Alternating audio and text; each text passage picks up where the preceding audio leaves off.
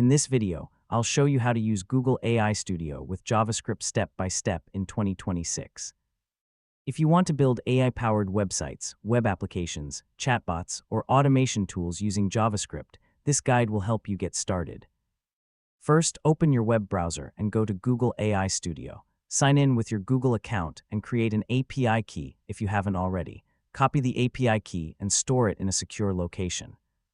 You'll need it to connect your JavaScript application to Google's Gemini models.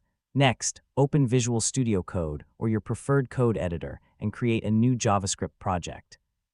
If you're using Node.js, initialize your project and install the official Google Gen AI JavaScript SDK using the latest installation command from the official documentation.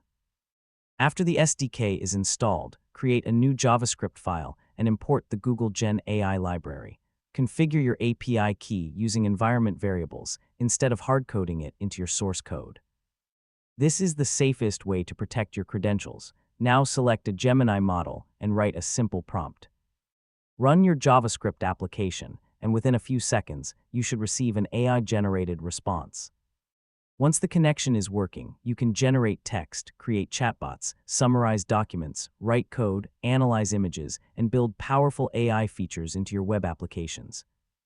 Before deploying your project, test everything carefully, handle possible API errors, and monitor your API usage. Keeping your API key secure and following best coding practices will help you build reliable and scalable AI applications.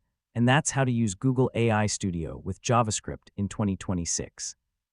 If you found this tutorial helpful, please like this video, subscribe to the channel, and turn on notifications for more Google AI Studio guides.